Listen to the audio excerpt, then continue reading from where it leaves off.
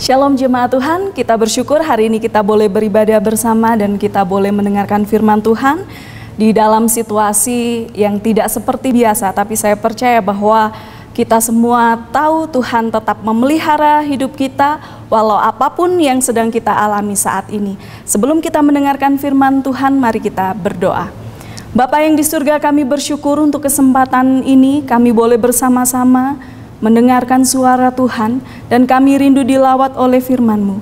Kiranya Tuhan mengurapi hamba-Mu, Tuhan mengurapi jemaat Tuhan dimanapun mereka berada, dan kiranya Tuhan Engkau sendiri yang memimpin kami di dalam hikmat-Mu. Biarlah Roh-Mu bekerja di antara kami semua. Di dalam nama Yesus kami berdoa. Amin.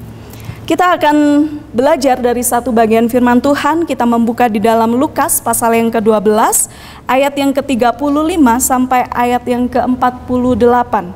Bagaimana orang percaya bersiap di dalam menantikan kedatangan kerajaan Allah.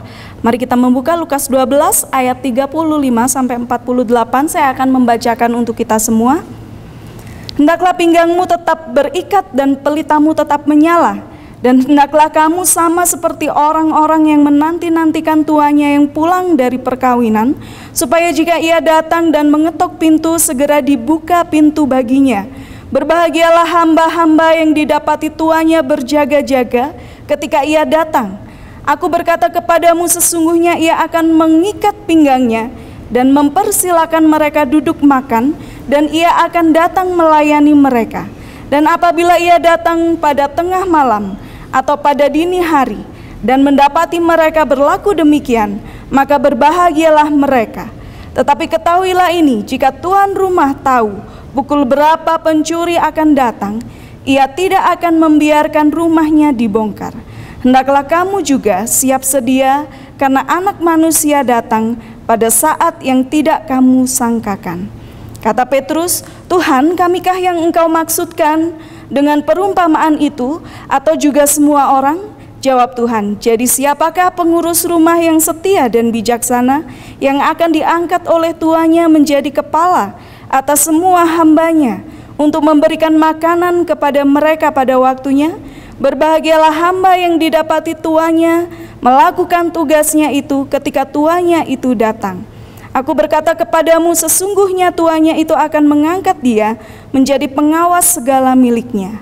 Akan tetapi jika hamba itu jahat dan berkata di dalam hatinya, Tuanku tidak datang-datang, lalu ia mulai memukul hamba-hamba laki-laki dan hamba-hamba perempuan, dan makan minum dan mabuk, maka tuan hamba itu akan datang pada hari yang tidak disangkakannya, dan pada saat tidak diketahuinya, dan akan membunuh dia dan membuat dia senasib dengan orang-orang yang tidak setia.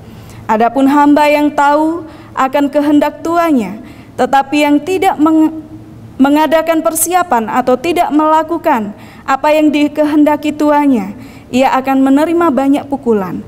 Tetapi barang siapa tidak tahu akan kehendak tuannya dan melakukan apa yang harus mendatangkan pukulan, ia akan menerima sedikit pukulan. Tetapi orang yang kepadanya banyak diberi, daripadanya akan banyak dituntut. Dan kepada siapa yang banyak dipercayakan, daripadanya akan lebih banyak lagi dituntut. Saudara yang terkasih dalam Tuhan, kita hari-hari ini mendengar bagaimana orang meramalkan tentang kedatangan Tuhan kedua kali dan mencoba merumuskan kapan Yesus datang, waktu yang tepat. Tetapi ketika kita melihat firman Tuhan ini bahwa kerajaan surga itu berbicara masalah spiritualitas yang tidak bisa ditentukan dengan jelas, yang tidak bisa dirumuskan kapan waktu yang tepat untuk Sang Mesias akan datang. Sekarang banyak orang yang berspekulasi kapan Tuhan datang. Bahkan ada satu gerakan yang membuat orang menjual semua hartanya dan kemudian berkumpul hanya untuk bernyanyi, memuji Tuhan, berdoa, tetapi kemudian mengabaikan tanggung jawab di dalam kehidupan sehari mereka. Sehingga terjadi satu ketimpangan. Nah, Tuhan berfirman kita sebagai orang percaya tidak di-manage dengan yang demikian. Tuhan tidak memproses kita dengan bagaimana orang harus mempersiapkan kedatangan Tuhan hanya di dalam satu ruangan tertutup dan tidak bersosialisasi dengan yang lain, tidak melakukan aktivitas yang lain, tidak demikian.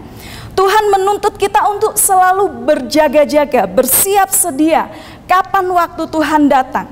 Dan kita bisa melihat ketika Yesus sebagai manusia, dia berkata, anak pun tidak tahu kapan waktunya. Jadi kalau ada yang berspekulasi ya, kalau ada yang merumuskan kapan Yesus datang, pasti itu tidak sesuai dengan firman Tuhan. Gambaran kerajaan Allah dalam kitab Lukas itu menentukan bagaimana cara hidup seseorang.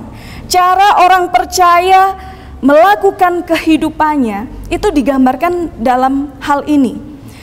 Yang pertama, gambaran kerajaan Allah dikatakan orang harus mengikat pinggang. Apa maksudnya orang harus mengikat pinggang?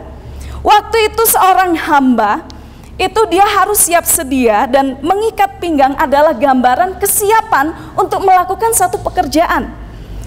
Mengikat pinggang artinya menghempaskan segala yang merintangi dia, aksesoris-aksesoris yang membuat dia tidak cepat di dalam bekerja itu disingkirkan. Oleh karena itu dia ikat pinggangnya, artinya siap untuk bekerja. Ini agak berbeda dengan simbol yang di Indonesia punya ya. Kalau orang berkata di Indonesia ikat pinggang berarti harus irit, ya kan? Ini waktunya untuk kita mengikat pinggang kita supaya ekonomi stabil. Nah itu artinya kita harus irit supaya ya kita bisa menjaga kehidupan selanjutnya gitu. Tetapi ini tidak berarti demikian. Ini menggambarkan satu pengerja di mana tuannya sedang pergi di dalam satu pesta perkawinan, dan kemudian mereka harus berjaga-jaga kapan tuannya itu akan pulang, dan mereka harus siap ketika tuannya meminta apapun yang diinginkan oleh tuannya tersebut. Jadi dia harus mengikat pinggangnya dan siap untuk melakukan pekerjaannya. Nah ini adalah satu simbol bagi orang percaya ketika kita digambarkan sebagai pengerja Allah. Pengerja Allah bukan hanya seorang pendeta, bukan hanya seorang majelis, tetapi setiap orang percaya adalah pengerja Allah. Kita diciptakan untuk melayani Tuhan.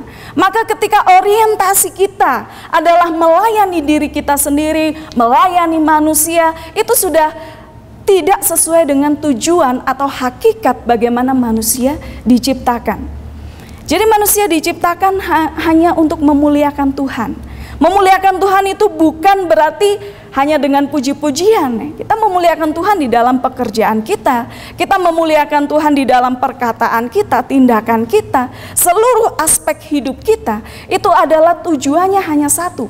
Itu untuk memuliakan Tuhan. Jadi yang lain itu bukan tujuan. Kalau tujuan saudara hanya untuk bekerja dan mendapatkan uang, itu pasti kecewa. Tetapi ketika saudara, tujuan hidup saudara adalah memuliakan Tuhan, sarana yang saudara pakai adalah pekerjaan, maka pekerjaan itu pasti tidak akan dilakukan dengan semena-mena atau dilakukan dengan asal-asalan, karena kita tahu kita sedang berada dalam penilaian Tuhan, dalam penilaian Bapa di surga. Apakah kita berkenan, apakah kita memuliakan Dia atau tidak.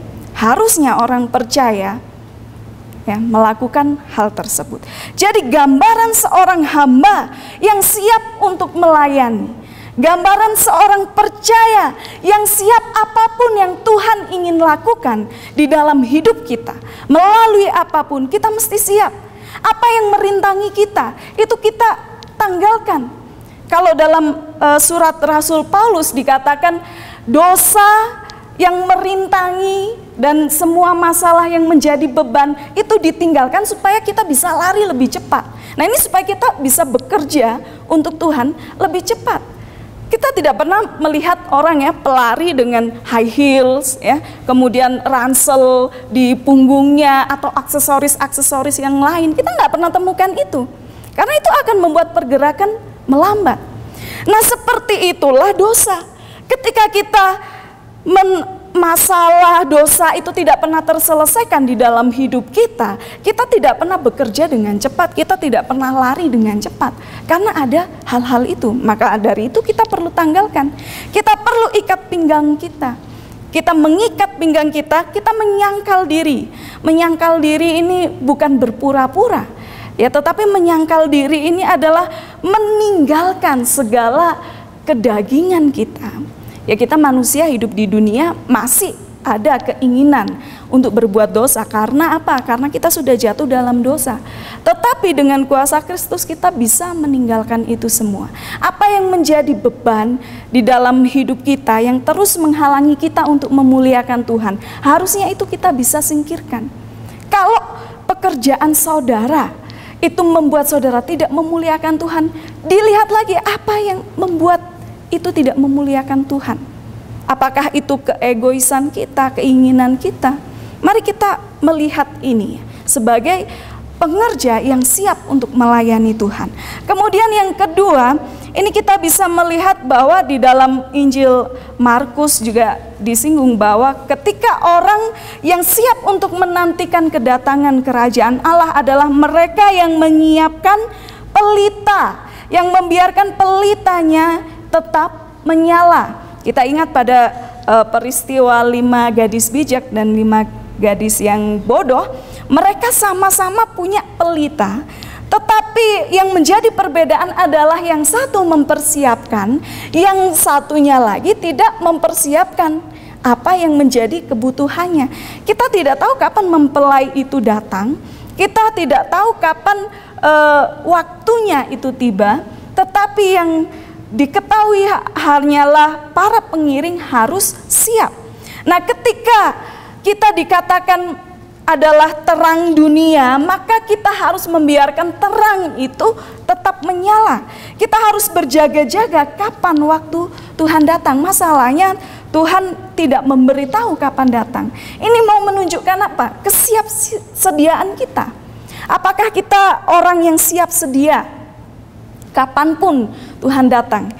Kalau dikatakan kita ini prajurit Tuhan, prajurit Kristus, seorang prajurit, seorang tentara itu tidak pernah berleha-leha, ya. Mereka selalu siap sedia. Kalau tiba-tiba ada perang, mereka harus siap. Tidak mungkin, waduh saya update status dulu, nggak ada seperti itu, ya. Jadi sebagai orang percaya, itu kita mesti siap siaga kapanpun Tuhan datang. Kalau dikasih tahu dulu, ya, nanti saya akan datang tahun sekian, bulan sekian, tanggal sekian, itu tidak menunjukkan orang yang siap sedia. Ini berbicara masalah apa sih? Masalah integritas. Apakah iman kita itu stabil? Apakah kita itu dalam pengertian yang tetap setia? Iman itu berasal dari bahasa Yunani pistos, itu berarti kesetiaan, terus menerus. Tidak hanya, wah yang penting kan saya sudah percaya Yesus, ya sudah, sekali selamat tetap selamat, kemudian kita hidup dengan sembarangan. Tidak demikian. Itu tidak mencerminkan iman yang digambarkan oleh firman Tuhan, yang digambarkan oleh kitab suci. Orang yang menjaga imannya, orang yang menjaga pelitanya tetap menyala adalah orang yang siap sedia ada atau tidak tuanya. Jadi Tuhan itu memproses kita dengan ketidakhadirannya, absennya dia, untuk menyatakan integritas kita. Ada orang yang bekerja baik kalau bosnya ada, kalau atasannya ada. Ya, ada orang yang kemudian ketika atasannya pergi senang sekali karena dia bebas melakukan segala sesuatu tanpa terikat, tanpa harus melakukan yang dia tidak sukai. Itu tidak menunjukkan integritas, bukan? Demikian juga di dalam kehidupan kita. Ada orang ketika di dalam satu gereja dia memuji Tuhan, angkat tangan, kemudian pulang dari gereja dia menjadi batu sandungan. Oh, itu banyak. Itu tidak menunjukkan sebuah integritas. Ketika Sabtu Minggu rohani dan Senin sampai Kamis itu sampai Jumat rohana, ya. Atau di dalam gereja majelis yang sangat disegani, kemudian di tempat kerja menjadi orang pemarah, bukan luar biasa sekali, ya, pemarahnya. Nah, ini menunjukkan ketidakadaannya integritas. Kita tidak di-link Tuhan dengan seperti itu. Tuhan menghadirkan ketidakhadirannya, momen ketidakhadirannya untuk menciptakan integritas kita. Apakah kita bekerja hanya kalau dipantau dalam tanda kutip ketika kita ada bersama dengan persekutuan orang-orang percaya, atau ketika kita di luar kita tetap mempertahankan hal itu. Banyak orang Kristen yang ya akhirnya setelah selamat kemudian hidup dengan sembarangan, tetap melakukan dosa, berkata bahwa ya kan Tuhan tidak ada, Tuhan belum hadir, nanti kalau Tuhan hadir saya akan memurnikan iman kita. Tapi Tuhan berkata di sini bahwa kita tidak pernah tahu kapan Tuhan hadir. Orang biasa kenapa tidak melakukan hal dengan sebaik mungkin, atau kenapa menunda satu pekerjaan? Karena dia berpikiran bahwa masih ada hari esok, masih ada besok, saya masih bisa lakukan itu besok. Kalau disuruh hamba Tuhan atau disuruh majelis, ya coba bantu pelayanan, ya besok-besok sajalah ya. Atau kalau diingatkan satu persekutuan atau diingatkan dengan teman-teman percaya, sudahlah kau stop mabuk, stop minum, stop merokok, ya besoklah, tunggu saya sakit dulu atau tunggu saya tua dulu. Itu konyol. Kita tidak tahu kapan Tuhan datang. Kerajaan Allah datang bisa jadi ketika Dia menjemput kita, ya, atau kita menghadap kepada hadirat Tuhan. Jadi kita tidak tahu. Kematian itu satu hal yang pasti, tidak ada yang lebih pasti dari sebuah kematian. Tetapi yang menjadi tidak pasti adalah kapan kita mati. Kita tidak pernah tahu, karena syarat mati itu nggak harus tua, syarat mati tidak harus sakit. Ya, orang bisa duduk-duduk lagi dengar khotbah, bisa saja saudara meninggal. Kalau hal itu terjadi dan saudara belum bertobat, tidak menjaga pelita saudara tetap menyala, saudara akan menyesalinya. Amsal berkata bukan awal yang menjadi penilaian, tetapi akhir. Saudara kalau main game, ya, di level pertama lolos, level kedua lolos, kemudian level ketiga tidak lolos, masih ada nyawa-nyawa sampai game over. Apa yang terjadi? Saudara harus mengulangi level pertama, level kedua. Tidak ada pengampunan, ya kan saya level pertama kedua lolos, harusnya tetap di level ketiga, nggak ada. Percuma usaha saudara di level pertama dan kedua, kalau ketiga nggak lolos. Demikian juga hidup kita, bukan ketika kita bertobat, oh yang penting saya dulu sudah melayani, saya dulu sudah dibaptis, saya dulu sudah melakukan ini itu. Tidak. Tapi apakah sampai akhir saudara siap sedia melakukan pekerjaan Tuhan, melakukan yang baik untuk memuliakan Tuhan atau tidak? Nah, ini adalah peristiwa bagaimana ketidakhadiran itu menunjukkan integritas. Kita bisa melihat ketika Musa naik ke gunung Tuhan, bangsa Israel dibiarkan beberapa hari tanpa kehadiran Musa. Mereka mau mencoba menggantikan bukan hanya Musa, tapi menggantikan Allah dengan patung yang mereka sembah. Ini satu hal yang menunjukkan bahwa ketidakhadiran itu berbanding lurus dengan integritas. Jadi ketika saudara bekerja di dalam hidup, di dalam pekerjaan saudara dan melakukan sesuatu yang hanya dilihat saudara adalah orang yang tidak mempunyai integritas.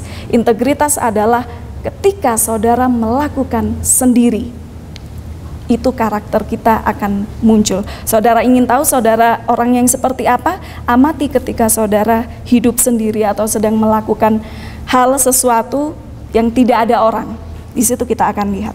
Jadi Tuhan ingin kita tetap berelasi, siap sedia, taat kepada Tuhan, ada atau tidak ada Tuhan. Dan kemudian yang berikutnya kita melihat bagaimana kita melihat Tuhan itu akan tercermin dengan apa yang kita lakukan. Jadi orientasi gambaran kita tentang Tuhan, gambaran kita tentang Tuhan itu akan terlihat dari bagaimana cara berlaku kita kepada orang lain. Gambaran Tuhan di sini, dia menggambarkan ketika dia baru pulang dari pesta, ia melihat hambanya berjaga-jaga, kemudian ia mengikat pinggangnya dan melayani hambanya itu. Ini keterbalikan ya. Harusnya hamba yang melayani Tuhan. Tetapi ini Tuhan ketika pulang dari pesta, dia lihat hambanya berjaga-jaga, justru tuannya itu ikat pinggang dan melayani hambanya. Kita itu memang punya Tuhan, yang di atas segala-galanya, tetapi kita melihat bahwa Tuhan kita itu bukan Tuhan yang bengis, bukan Tuhan yang murka, bukan Tuhan yang cuma mau menuntut kita melakukan sesuatu, tidak. Tetapi Tuhan kita adalah Tuhan yang mau melayani. Itu bisa dibuktikan bahwa ketika Yesus datang, turun ke dalam dunia, dia mengambil rupa yang paling sederhana dan kemudian dia melayani orang lain. Ketika kita mau menjadi tinggi, ini berlawanan dengan firman Tuhan. Tuhan yang dari tempat tinggi turun ke tempat rendah, merendahkan diri, melayani kita. Kita yang dari tempat rendah mau ke tempat tinggi, mau menjadi bos, mau perintah-perintah. Tidak demikian. Hidup di dalam firman Tuhan, kita harus meneladani Yesus, bagaimana dia datang, mengikat pinggangnya, melayani. Maka ini satu hal yang menarik ketika di dalam hidup kita. Bukan kita menuntut orang dulu yang tegur saya, orang dulu yang harus senyum kepada saya, orang dulu yang harus melakukan baru saya melihat. Tidak. Apa yang bisa kita lakukan? Melayani orang lain, peduli terhadap orang lain. Mau dia tidak tegur kek, mau dia tidak sapa kita kek, kita melakukan duluan. Karena ketika kita tahu dan kita tidak melakukannya, firman Tuhan katakan kita sedang berdosa. Dosa itu bukan hanya menyakiti orang, tapi kita tahu yang baik dan kita tidak melakukannya, itu kita berdosa. Saudara tahu harusnya saudara mencapai target 10, tetapi saudara hanya mencapai target 8, saudara sedang berdosa. Karena kapasitasmu bukan di 8, tapi di 10. Tidak mungkin truk itu, satu truk besar hanya mengangkut satu kapas. Ya, itu ibaratnya. Tuhan menggambarkan Tuhan yang positif, yang Tuhan yang baik, bukan cuman yang menuntut. Dia peduli kepada hambanya, demikian juga Tuhan. Dia peduli kepada kehidupan kita. Dia bukan hanya menuntut kita melakukan firman-Nya. Ada reward, ada penghargaan, ada kasih yang Tuhan berikan, yang sudah diberikan untuk kita. Bagaimana kita melihat orang di atas kita, itu tercermin bagaimana kita melihat Tuhan kita. Kalau kita melihat Tuhan kita itu adalah Tuhan yang penuh dengan kemarahan, sikap kita kepada orang lain akan demikian. Tapi kalau kita melihat Tuhan kita itu adalah Tuhan yang penuh kasih, kita kepada orang lain adalah orang yang mengasihi. Jadi itu tercermin. Kalau anak itu ya, kita sebagai orang tua mendidik anak itu dengan keras, pasti waktu kecil dia dididik oleh orang tuanya secara keras. Jadi itu selalu tercermin. Kalau saudara melihat atasan saudara itu sebagai orang yang menyebalkan, saudara melakukan itu kepada bawahan saudara juga dengan hal yang demikian. Jadi apa yang kita lihat di dalam otoritas tertinggi itu tercermin dalam kita melakukan kepada bawahan kita. Ia datang pada waktu malam, di mana orang waktu tidur, di mana orang waktu istirahat. Artinya apa? Ini hal yang tidak terduga. Tapi memang kan ketika ada maling mau datang, tidak ada maling yang, Bu, nanti saya datang jam 10 malam ya. Itu maling yang sangat bodoh sekali. Apalagi maling yang update status dulu ya, saya akan merazia ini. Itu yang sangat konyol sekali. Nah, ketika firman Tuhan dikatakan dia datang seperti pencuri, artinya tidak ada orang yang tahu.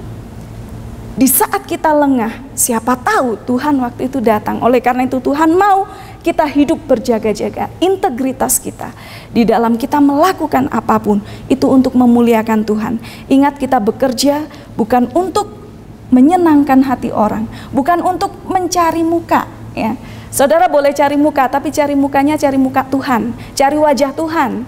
Ya, jangan cari muka ke yang lain. Orang yang menyia-nyiakan waktu karena apa yang dia pikir masih ada waktu hari esok adalah orang yang tidak pernah menghargai kesempatan dan tidak pernah tahu akan apa bahaya yang akan datang. Biarlah firman Tuhan ini mengingatkan kita untuk terus melihat bahwa kita mesti berjaga-jaga, bersiap sedia. Kapan Tuhan datang? Bisa saja hari ini, bisa saja malam ini, bisa saja besok, atau tidak tahu kapan Tuhan datang. Tetapi ketika kita siap sedia menjaga pelita kita tetap menyala, mengikat pinggang kita, maka kita akan bersama dengan saleh-salehnya menikmati kemuliaan Tuhan. Kita akan dilayani oleh Tuhan, sama seperti gambaran Tuhan yang mengikat pinggang dan Dia melayani hamba-hambanya. Demikian juga Tuhan akan menyambut kita. Mari kita berdoa. Tuhan yang baik, kami bersyukur Engkau sudah hadir dari tempat yang tinggi untuk melayani setiap kami dengan kasih-Mu. Dan hari ini kami mau juga menjadi orang-orang yang berjaga-jaga, orang-orang yang siap sedia, apapun dan kapanpun, bagaimanapun caranya Tuhan datang, kami siap untuk menyambut Tuhan. Biarlah kami hidup di dalam penjagaan, di dalam kelakuan yang selalu memuliakan Tuhan, baik di dalam pekerjaan, baik di dalam keluarga.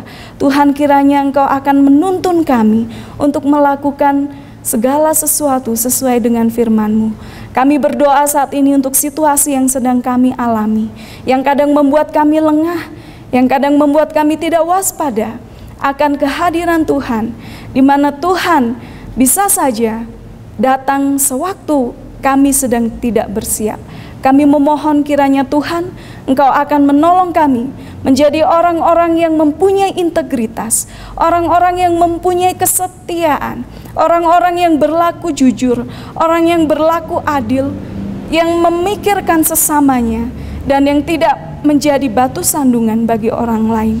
Kami berdoa kiranya Tuhan, Engkau akan menolong kami di dalam situasi yang pelik ini. Kami percaya pemeliharaan-Mu tetap ada bersama dengan kami.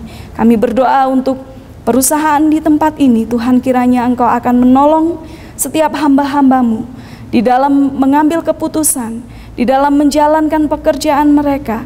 Tuhan memimpin dengan hikmat yang daripada Tuhan.